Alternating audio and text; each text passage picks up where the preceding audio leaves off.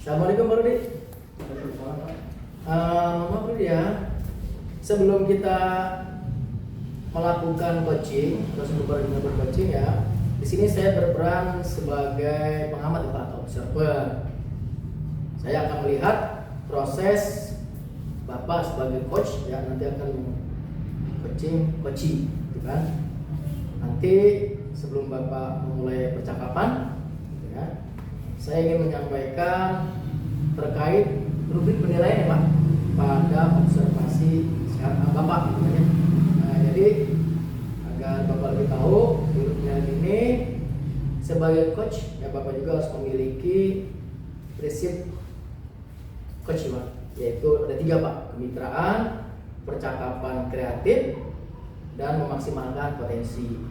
Bapak juga harus sudah memiliki kompetensi itu ya Pak dari seorang coaching, seorang coach, itu kan, yaitu meliputi presensi atau kehadiran penuh, kemudian mendengarkan aktif, dan yang ketiga Bapak bisa mengajukan pertanyaan berbobot dengan teknik rasa. Nah, di sini Bapak juga sebagai coach harus bisa menerapkan alur cerita ya Pak. Cerita itu tujuan, kemudian ada juga identifikasi permasalahan, kemudian rencana aksi dan tanggung jawab dari coaching. Itu Pak ya. Sebelum mulai percakapan, di sini saya akan mulai atau memberikan pertanyaan kepada Bapak. Di sini ada 4 pertanyaan ya Pak. Yang pertama, kira-kira kompetensi coaching apa yang nanti akan Bapak kembangkan dalam proses percakapan nanti? Jadi kompetensi coach yang ingin saya kembangkan, yang pertama itu mendengarkan aktif dan mengajukan pertanyaan berbobot dengan teknik rasa. Oke, jadi Bapak itu nanti akan mengembangkan 2 kompetensi Pak ya, yaitu mendengarkan aktif dan mengajukan pertanyaan berbobot dengan teknik rasa. Oke, pertanyaan kedua berarti ya, dari 2 kompetensi tersebut, nah kira-kira bagian kompetensi mana nih yang nanti akan Bapak spesifikkan gitu kan dalam proses percakapan coaching nanti? Nah, untuk lebih spesifik dari kompetensi coach itu, saya ingin mengajukan pertanyaan yang berbobot dengan alur tirta. Oke, itu Pak ya. Jadi Bapak ingin mengembangkan atau spesifiknya lebih kepada pertanyaan berbobot Pak ya, dengan menggunakan alur tirta. Oke. Nah, pertanyaan ketiga nih Pak, apa harapan Bapak setelah observasi yang Bapak lakukan bersama-sama itu? Harapan saya setelah atau saat percakapan observasi itu, coach dapat menemukan solusi atau ide gagasan dari permasalahannya. Berarti Bapak berharap ya Pak ya, coach tersebut bisa menemukan ide dari masalah yang dihadapinya. Oke. Pertanyaan terakhir nih Pak. Oke. Kira-kira indikator pencapaian itu yang tolong ukur seperti apa sih Pak? Bahwa itu sudah berhasil atau belum? Gitu Pak, dalam percakapan coach Bapak nanti. Nah, untuk kalau ukurnya atau keberhasilannya itu, saya berharap coach saya nanti dapat menemukan solusi dari permasalahannya. Dengan solusinya itu dari si coach itu sendiri. Baik Pak, semoga indikator pencapaian dalam percakapan coaching nanti dapat berjalan dengan baik ya Pak. Dan coaching juga dapat menemukan ide terkait permasalahan yang mereka hadapi. Dan cukup sekian ya Pak ya, percakapan pra-observasi ini. Selanjutnya silakan Bapak melakukan coaching dengan coaching. Terima kasih Pak.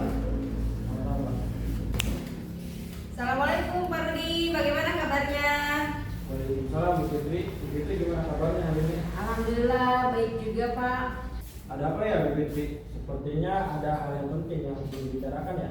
Maaf ya Pak Rudi, saya sebenarnya ada sesuatu yang mengganjal gitu. Saya pengen ngobrol sama Pak Rudi. Pak Rudi, ada waktu santai nggak? Alhamdulillah ada kok Bu Fitri. Ada santai aja. Ngomong-ngomong ada apa ya Bu? Ini sebenarnya saya minta waktu ya untuk curhat masalah saya di sekolah 10 sampai 15 menit lah. Dari pembicaraan kita sekarang, apa nih yang ingin didapatkan? Saya ingin mendapatkan solusi dari masalah yang sedang saya hadapi, khususnya di sekolah saya Pak. Baik Bu Fitri. Jadi Bu Fitri ingin mendapatkan solusi dari permasalahannya. Iya betul. Ngomong-ngomong permasalahannya apa ya Bu? Begini Pak, saya kan magang kelas 6. Nah, berbeda sekali dengan yang tahun sebelumnya. Jadi contohnya gini, ketika pembelajaran diskusi, saya kan sudah memetakan kelompok-kelompok diskusinya kan. Nah, yang terjadi di murid saya itu tidak ada rasa kebersamaan, tidak ada rasa kolaborasi antara mereka. Jangankan mereka dengan temannya yang sama perempuan, perempuan dengan laki ya, perempuan dengan perempuan tidak mau bekerja sama gitu. Itu yang sangat saya sayangkan gitu. Jadi pembelajaran itu tidak berjalan dengan efektif gitu karena kurangnya kerjasama yang ada di kelas. Oh, jadi Bu itu sedang bingung ya karena muridnya itu belum bisa bekerja sama kelompok dalam pembelajaran. Ya, betul Pak. Oh ya kan, tadi kan Bu Fitri bilang ya murid-muridnya belum bisa bekerja sama ya Iya. dalam pembelajaran. Nah, menurut Bu Fitri itu ideal seperti apa Bu di kelas Bu itu? Murid saya yang ideal itu ketika mereka mampu melakukan atau mengerjakan tugas sesuai dengan yang saya berikan, tapi dengan cara kerjasama, dengan kolaborasi. Jadi saya ingin menumbuhkan rasa kebersamaan dari peserta didik saya gitu. Jadi ada rasa kompak gitu. Jadi tidak hanya terus jadi pemisah gitu. Ngomong-ngomong nih, apa yang sudah Ibu lakukan agar murid-murid Ibu itu bisa kompak dalam pembelajaran? Yang sudah saya lakukan itu saya menggunakan metode pembelajaran dalam RPP itu diskusi ya, sehingga dengan harapan siswa saya itu aktif. Jadi diskusi itu kan kelompok kecil, jadi siswa dapat mengungkapkan pendapatnya, mereka bisa saling menghargai dan juga mempererat rasa kebersamaan gitu antar temannya. Oh, jadi Ibu sudah memasukkan metode pembelajaran diskusi. Ini Ya. sudah bagus Bu, karena sudah sesuai tujuan. Namun demikian kerjasama kelompoknya siswa masih kurang. Masih Bu. betul. Dari skala 1 sampai 10 itu kira-kira skala berapa sekarang yang buat? Kayaknya skala 6 ya Pak, soalnya masih terlihatlah perbedaan mereka tidak bersatunya terlihat gitu. Kayaknya saya kasih rating 6. Oh, berarti masih kurang ya Bu? Masih kurang. Lalu yang Ibu Fitri inginkan itu skala berapa? Saya inginnya 9 agar siswa saya terlihat lebih kompak lagi dan dapat menyelesaikan tugas dengan sesuai tujuan yang pembelajaran. Oh, kira-kira selain metode diskusi nih Bu ya, adakah cara lain untuk mencapai tujuan tersebut? Selain metode diskusi yang ingin saya lakukan, mungkin saya memotivasi ya peserta didik saya untuk mengikuti pembelajaran dengan baik, terus dengan melakukan penilaian sikap, terus melakukan refleksi gitu kan. Dan saya akan memberikan apresiasi kepada peserta didik saya ketika mereka presentasi dan melakukan tugasnya, diskusi mereka dengan kebersamaan dan dengan kekompakan gitu Pak. Ya, itu kan dalam pembelajaran Bu ya. Jadi Ya. dalam pembelajaran itu menerapkan metode diskusi ya dengan memperhatikan penilaian sikap. Nah, kalau di luar pembelajaran ada atau tidak Bu?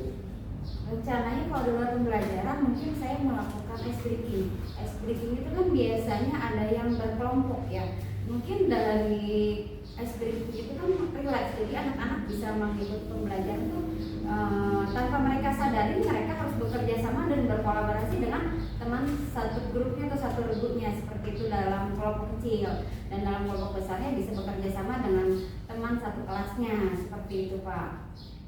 Saya juga ingin melakukan refleksi setiap kegiatan atau pembelajaran serta permainan-permainan yang lain sehingga memodifikasi pembelajaran itu dengan rileks gitu.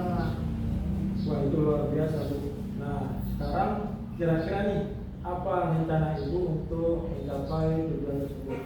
Rencana saya untuk mencapai tujuan yang pertama menumbuhkan motivasi agar siswa terus semangat belajar.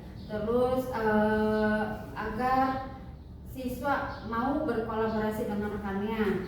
Terus juga saya ingin melakukan penilaian baik itu sikap, pengetahuan maupun keterampilan dan refleksi yang saya lakukan setelah pembelajaran, seperti itu Pak.